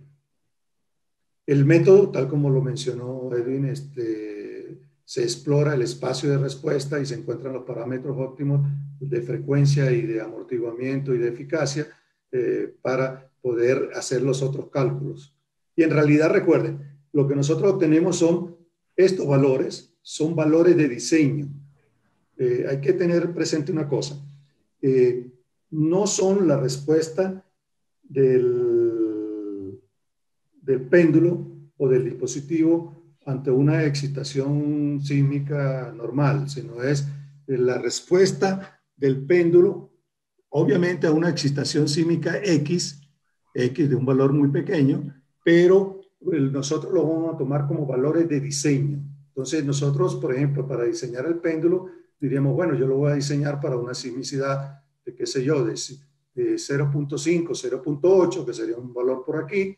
Asumo estos parámetros, asumo esos parámetros de diseño de amortiguamiento, de frecuencia y de amortiguamiento, diseño mi dispositivo y entonces lo emplazo sobre la estructura que yo quiero para ver cómo responde y cómo se comporta. Yo diría que esa es una de las contribuciones más importantes de todo esto, porque la gente se confunde en que pareciera que queremos ver la respuesta del péndulo a toda la excitación espectral. Y no, nosotros ya lo estudiamos, encontramos sus parámetros óptimos y luego sí excitamos la estructura con el péndulo, con cualquiera de los registros espectrales que tengamos. Entonces ustedes ven aquí, por ejemplo, estos parámetros de diseño para estructuras con bajo o alto coeficiente de amortiguamiento, que usualmente son asociados a estructuras de acero o estructuras de hormigón reforzado. Y ven en general que para los tipos de suelo que hemos definido aquí, pues esos parámetros de diseño parecen como bastante robustos, ¿no? Para ese conjunto de parámetros del suelo. Recuerden que el suelo tal se toman las propiedades dinámicas del suelo y que no estamos considerando interacciones suelo-estructura, sino más las propiedades dinámicas del suelo que están básicamente caracterizadas por esos dos valores, frecuencia y amortiguamiento del filtro que estamos usando como modelo. Entonces, aquí en principio tenemos un resultado bastante robusto. Esos parámetros de diseño se nos muestran independientes de estos tipos de suelo. En general, si el coeficiente de amortiguamiento es bajo, vamos a tener mejor respuesta del péndulo. Eso es interesante y quizás eso es lo que inclusive ustedes pueden ver aquí, podemos llegar a unas eficacias de 45, ya podemos ver que eso puede llegar inclusive a ser 55, 60%.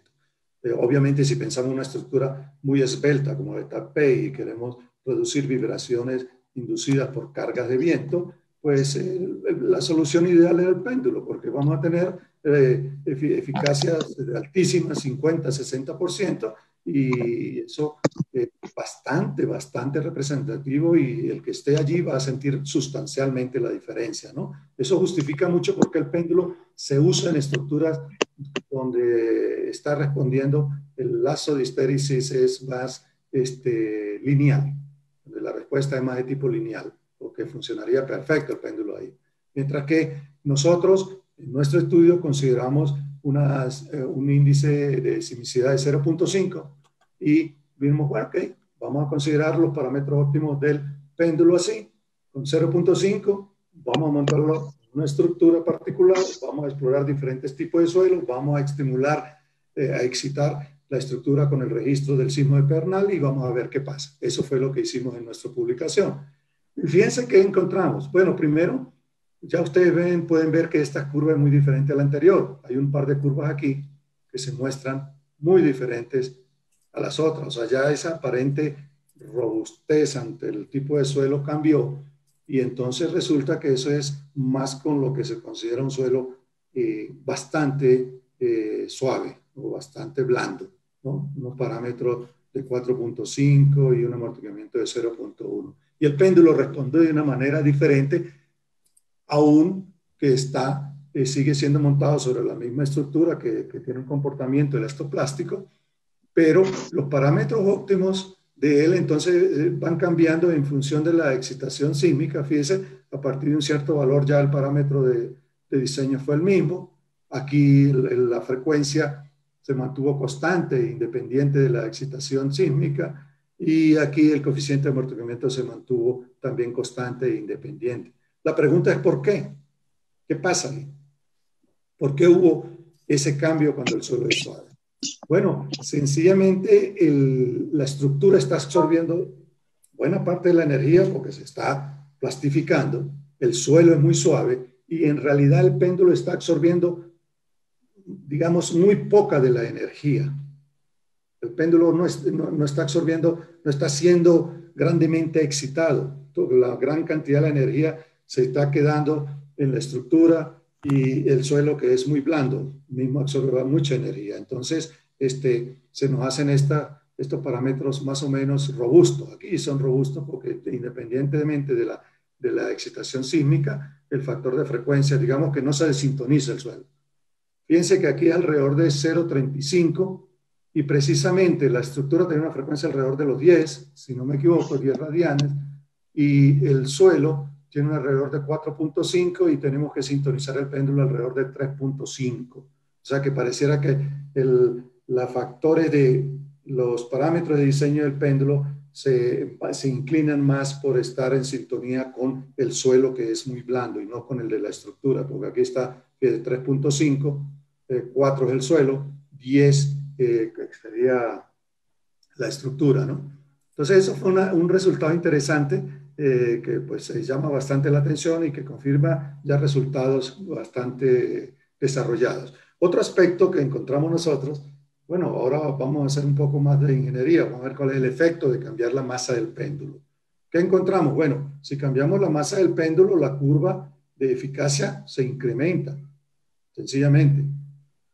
Y puede tener hasta valores de 0.55, 0.50, valores altos.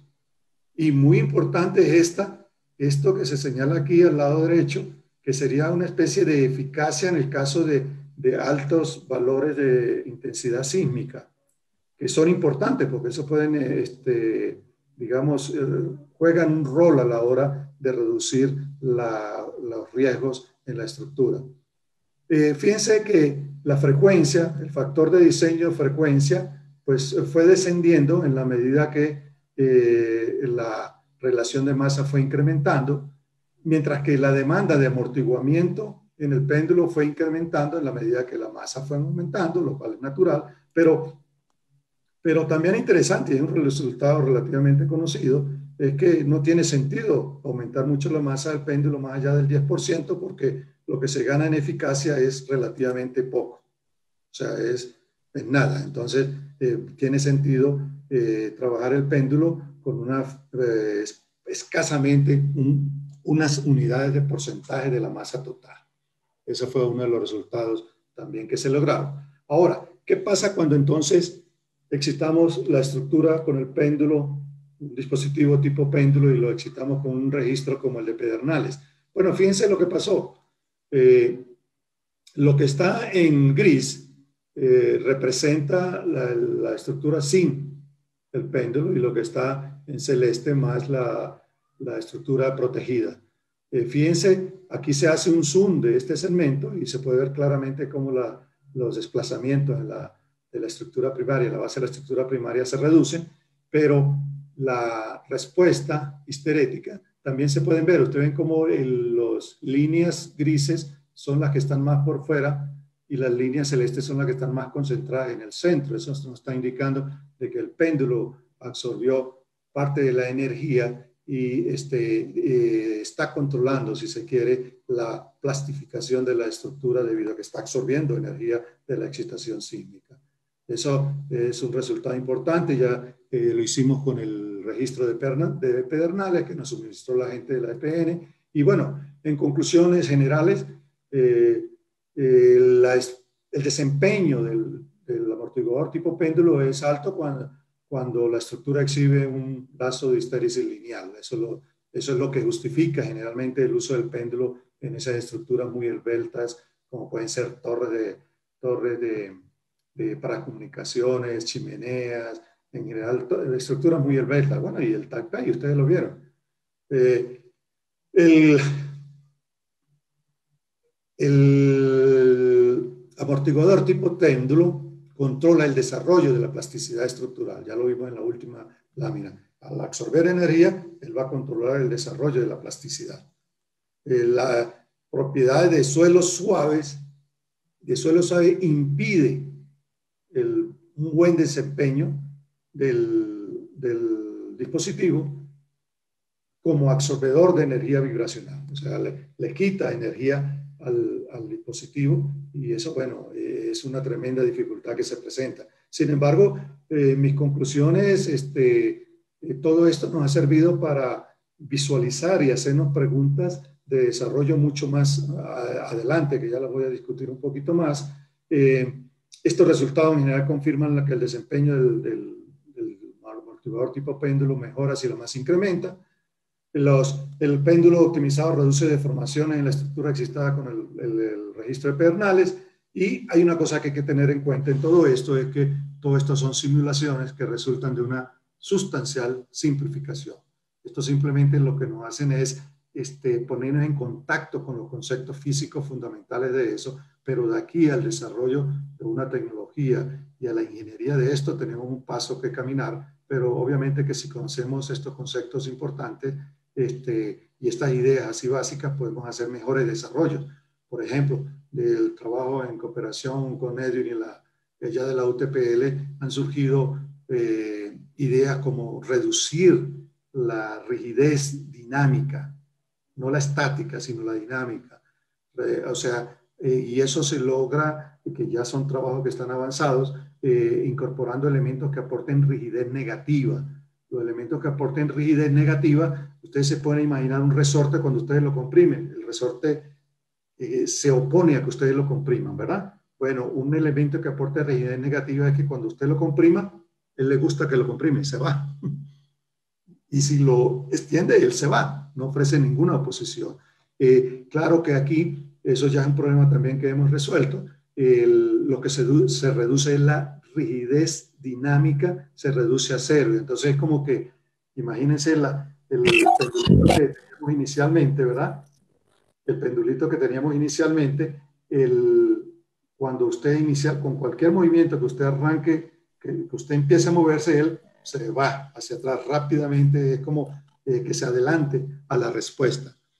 Es un problema que hemos resuelto y ya estoy trabajando también con el péndulo con rigidez negativa. Eso se usa con... también estamos tratando de incluir lo que se llaman metamateriales. Digamos que en la naturaleza no se conocen materiales que aporten rigidez negativa. Entonces hay que diseñarlos. Y cuando diseñamos un arreglo de materiales para que tenga una propiedad determinada según lo que nosotros queremos, según la ingeniería que queremos, entonces estamos diseñando metamateriales y eso es en lo que nosotros estamos desarrollando. Si logramos optimizar dispositivos para esas estructuras de baja envergadura y que sean altamente efectivos, creo que ese es nuestro horizonte, hacia allá queremos ir. Muchísimas gracias. Muchas gracias, doctor. Sí, en realidad, muy orgullosa de que nuestro compañero Edwin, en conjunto con usted, Víctor, y el resto de investigadores, pues estén trabajando en este tipo de soluciones, ¿no? Que creo, no sé si en el Ecuador hay, ya se están utilizando. Pienso que no he sabido. No sé, ustedes deben saber más. Ajá. Bueno, tenemos 5 minutos nada más y tenemos unas pequeñas preguntas en el chat. No sé si Edwin nos ayuda respondiendo o... Sí, claro. Porque nos quedan pocos minutos. A ver, una pregunta veía era que nos preguntaban sobre seleccionar, digamos, a la hora de seleccionar la rigidez y amortiguamiento del suelo, ¿bajo qué formulación se basó o cómo seleccionar los valores de modelamiento del suelo? Bueno, como se utilizó el filtro de Kanaita-Jimmy, esta metodología ya propone cuáles son los valores de frecuencia y amortiguamiento para varios tipos de suelo. En realidad, digamos, para 3 tipos de suelo, para suelo blando, medio y duro, que se conoce, ¿no? Entonces, bueno, para explicar un poquito mejor, es una señal sísmica que es filtrada, o una señal cualquiera, no la llamamos señal sísmica, una señal sísmica es filtrada, y ese filtro tiene las características de un suelo. Bueno, ¿cuáles son los parámetros del filtro? El modelo de Bowen ya los están propuestos dependiendo para suelos medios, blandos y duros. En todas las investigaciones que hemos realizado siempre están referidos para los 3 tipos de suelo, ¿no? Entonces vamos a ir respondiendo a la pregunta de la metodología. Ya nos propone cuáles son los valores de frecuencia y amortiguamiento cuando utilizamos Bowen como modelo de suelo, ¿no?